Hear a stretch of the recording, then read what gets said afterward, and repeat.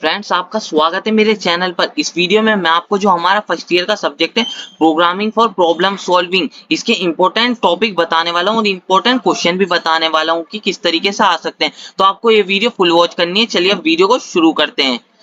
जो हमारी first unit है ना, उसके अंदर जो पहला क्वेश्चन है वो है कॉन्सेप्ट ऑफ असेंबलर, कंपाइलर और इंटरप्रेटर। इनके बारे में अच्छी तरीके से पढ़ लेना, क्योंकि ये सब आपको पता होने चाहिए अच्छी तरीके से। इनके ऊपर डायरेक्ट 7 नंबर का क्वेश्चन भी आ जाता है या 2-2 नंबर में एक क्वेश्चन आपको देखने को मिल सकते हैं। तो ये वाला टॉपिक बिल्कुल भी नहीं छोड़ना है, ये वाले क्वेश्चन आपको अच्छी तरीके से कर लेना। कंपाइलर, असेंबलर और इंटरप्रेटर के बारे में अच्छी तरीके से आपको पढ़ लेना। इन तीनों के बारे में बहुत ज्यादा इंपॉर्टेंट क्वेश्चन है, तो अच्छी तरीके से पढ़ लेना। फिर जो अगला है ना, representation of algorithm and flow chart. तो आपको फ्लो चार्ट और एल्गोरिथम लिखने आने चाहिए। जो हमारे क्वेश्चन होते हैं ना, उनके जितने भी क्वेश्चन होते हैं उन सबके ना, जैसे कि कोई सा भी प्रोग्राम दे सकता है या कोई सी भी प्रॉब्लम दे सकता है, उसके ऊपर हमें एल्गोरिथम या उसका फ्लो चार्ट बनाने को दे देगा।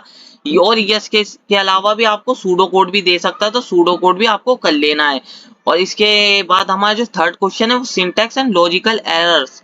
सिंटैक्स एंड लॉजिकल एरर्स जो है ना, वो भी अच्छी तरीके से कर लेना। बहुत ज्यादा इंपॉर्टेंट क्वेश्चन है, ये भी डायरेक्ट 7 नंबर में पूछ लिया जाता है, 2 नंबर में भी आ सकता है, तो इसको बिल्कुल भी नहीं छोड़ना है।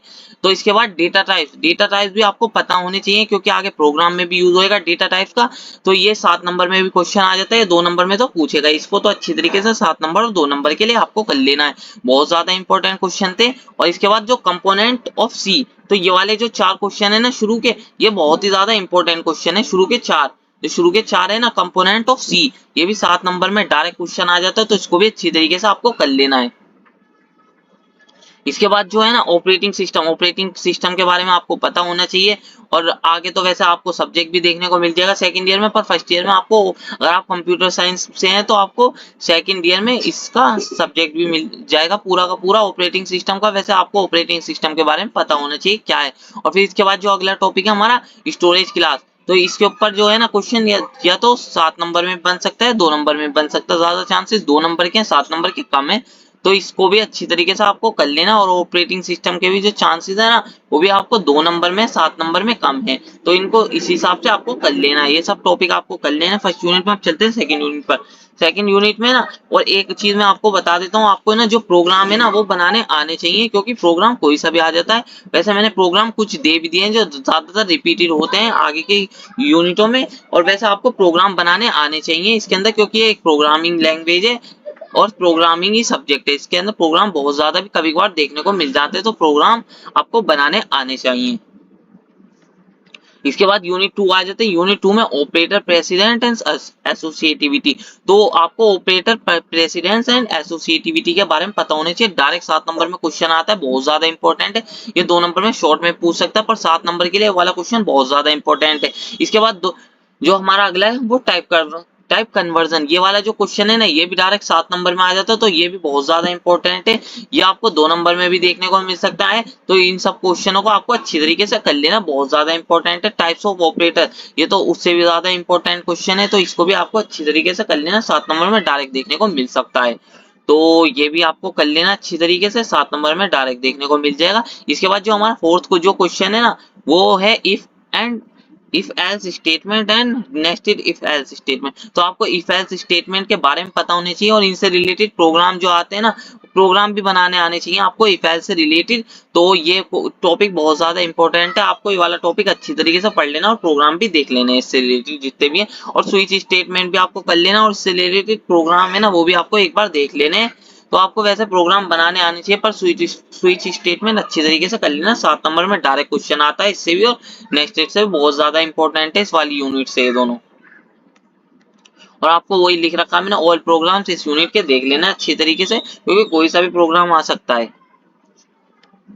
अब चलते हैं यूनिट 3 पर। यूनिट 3 में जो है हमारा पहला जो टॉपिक है ना, फॉर लूप, बहुत ही ज्यादा इंपॉर्टेंट है। For loop, while loop and do while loop, तीनों के तीनों लूप है ना, बहुत ज्यादा इंपॉर्टेंट है। और इनके ऊपर बेस्ड जितनी भी प्रॉब्लम्स है ना, वो सब आपको अच्छी तरीके से देख लेने हैं। डायरेक्ट 7 नंबर में क्वेश्चन आता है इनसे रिलेटेड, तो अच्छी तरीके से ये लूप्स पढ़ लेने, क्योंकि बहुत ज्यादा इंपॉर्टेंट है। फिर इसके बाद break, go to and continues command भी पढ़ लेनी। इनका जो यूज होता है, या तो स्विच स्टेटमेंट जो मैंने पिछली यूनिट में बताया तो उनके अंदर भी होता है और लूप के अंदर भी होता है break, go to and continue command का। तो इनको अच्छी तरीके से कर लेना। 7 नंबर में डायरेक्ट क्वेश्चन आ जाता है इनसे रिलेटेड भी, तो अच्छी तरीके से आपको पढ़ लेना है। इसके बाद जो अगला है patterns of all programme. Pattern से रिलेटेड जैसे स्टार पैटर्न्स हो गया और भी पैटर्न्स हो गए, उनसे रिलेटेड जितने भी प्रोग्राम्स है ना आपको कर लेने। 7 नंबर में इनसे रिलेटेड भी डायरेक्ट क्वेश्चन आ जाता है। मैंने बता भी दिया था कि आपको बता भी दूंगा किस तरीके के प्रोग्राम आते हैं आगे की यूनिट में। पर वो जो यूनिट 3 और यूनिट 1 में जो प्रोग्राम है, यूनिट 1 में तो वैसे कम ही प्रोग्राम है, यूनिट 2 में ज्यादा प्रोग्राम है, तो वो प्रोग्राम आपको देख लेने। फिर parameters and it types, parameters and it types भी देख लें, तो ये भी 7 नंबर में डायरेक्ट क्वेश्चन आ जाता है, अच्छी तरीके से आपको कर लेना है। तो रिकर्सन, रिकर्सन भी call by value and call by reference अच्छी तरीके से आपको पढ़ लेना था। डायरेक्ट 7 नंबर में क्वेश्चन देखने को मिल सकता है इससे रिलेटेड भी, तो अच्छी तरीके से आपको करके चला जाना है।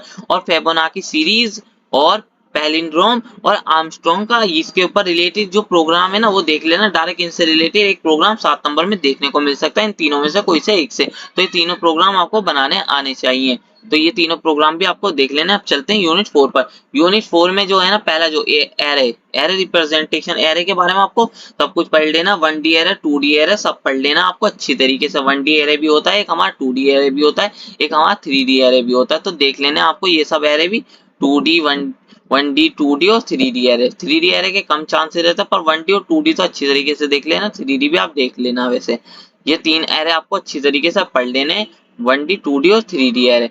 और इसके बाद हमारा जो न्यूमरेटेड टाइप्स, इनके इसको भी कर लेना। डायरेक्ट 7 नंबर में क्वेश्चन आता है एरे से रिलेटेड भी और इससे रिलेटेड भी, तो ये भी अच्छी तरीके से आपको पढ़ लेना। 7 नंबर में डायरेक्ट क्वेश्चन आपको देखने को मिल जाएगा।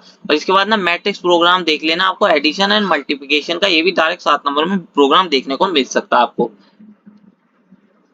और इसके बाद जो बबल शॉट, बबल शॉट का प्रोग्राम बनाना आना चाहिए और आपको इंसर्शन शॉट पता होनी चाहिए, सिलेक्शन शॉट भी पता होनी चाहिए, वैसे बबल शॉट भी पता होना चाहिए। बबल शॉट का आपको प्रोग्राम भी कर लेना, इंसर्शन शॉट का भी प्रोग्राम या एल्गोरिथम आपको कर लेना और इनसे इनको अच्छी तरीके से पढ़ भी लेना है। सिलेक्शन शॉट को भी अच्छी तरीके से पढ़ लेना है। और इसके बाद जो हमारा अगला है सर्चिंग, सर्चिंग में बाइनरी सर्च ज्यादा इंपॉर्टेंट है, लीनियर सर्च इतना इंपॉर्टेंट नहीं है, फिर भी आप देख सकते हैं। पर बाइनरी सर्च को बिल्कुल भी नहीं छोड़ना। डायरेक्ट 7 नंबर में क्वेश्चन पूछ लिया जाता है, या तो शॉर्टिंग से पूछा जाएगा या सर्चिंग से पूछा जाएगा, या दोनों से पूछ सकते हैं, पर सर्च दोनों में से एक से तो जरूर आ सकता है। और फिर आपको पढ़ लेना function and its types, function क्या होते हैं, फंक्शन के बारे में अच्छी तरीके से आपको पढ़ लेना। डायरेक्ट 7 नंबर में पूछ लिया जाता है। और फंक्शन के टाइप्स भी पढ़ लेना और इनसे रिलेटेड जो भी प्रॉब्लम्स है ना, इन पे रिलेटेड प्रोग्राम्स है वो सब देख लेना। रिकर्सन भी देख लेना, रिकर्सन पे भी जितने भी प्रोग्राम्स है वो भी देख लेना। 7 नंबर में डायरेक्ट देखने को मिल सकता है।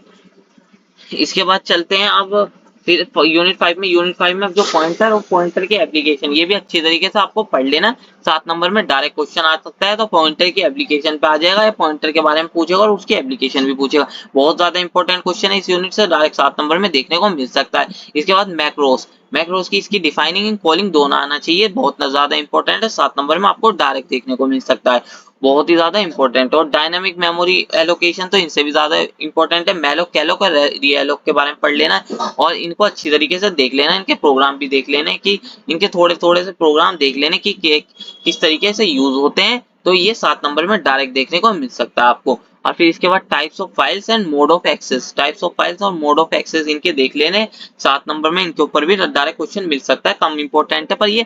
पर इसके समझ लो कि ये वाले जो क्वेश्चन है ना, इसके 80% चांसेस है कि ये जो फोर्थ क्वेश्चन है हमारा, इसके 80% चांसेस है। और जो हमारा ये फिफ्थ है ना, इसके भी बहुत ज्यादा इंपॉर्टेंट है। ये भी डायरेक्ट 10 नंबर में, वो 10 नंबर के 7 नंबर में देखने को मिल सकता है आपको, प्री प्रोसेसर।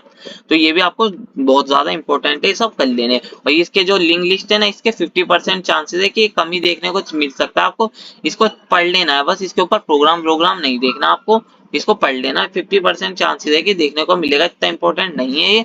तो यही था सब यूनिट 5 तक important programming for problem solving में, पीपीएस में। तो ये हमारा फर्स्ट ईयर और सेकंड ईयर दोनों में सब, वो फर्स्ट सेमेस्टर और सेकंड सेमेस्टर दोनों में सब्जेक्ट है। तो आपको ये फर्स्ट सेमेस्टर में नहीं मिला होगा तो आपको ये सेकंड सेमेस्टर में ये वाला सब्जेक्ट देखने को मिल जाएगा। तो इससे रिलेटेड मैंने सारे क्वेश्चन बता दिए और एक चीज और मैं बता देता हूँ आपको, कोई सा भी क्वेश्चन ना आपको अच्छी तरीके से, कोई सा भी क्वेश्चन छोड़ के नहीं आना है, सारे क्वेश्चन आपको अच्छी तरीके से करके आने, चाहे वो आपको आता हो या ना आता हो। आपको प्रोग्राम जितना आता हो उतना लिख के आ सकते हैं, आपको नंबर मिल सकते हैं, क्योंकि एक भी क्वेश्चन आपको छोड़ना नहीं है, सारे के सारे क्वेश्चन अटेम्प्ट करके आने, क्योंकि जब भी आप अच्छी तरीके से पास हो सकते हैं और अच्छी तरीके से नंबर भी ला सकते हैं। तो आपको एक भी क्वेश्चन नहीं छोड़ना है, चाहे 2 नंबर का हो चाहे 7 नंबर का हो, सारे के सारे क्वेश्चन कर लेते हैं। बस यही था इस वीडियो में। अगर वीडियो अच्छी लगी तो वीडियो को लाइक और चैनल को सब्सक्राइब कर लीजिए। हम मिलते हैं इसी तरीके की नेक्स्ट वीडियो में। और अगर आपको जिस भी सब्जेक्ट से रिलेटेड टॉपिक चाहिए तो उनको, जिस भी सब्जेक्ट के रिलेटेड इंपॉर्टेंट चाहिए उनको कमेंट कर देना, मैं उन पर वीडियो ले आऊंगा। चलो अब मिलते हैं नेक्स्ट वीडियो में।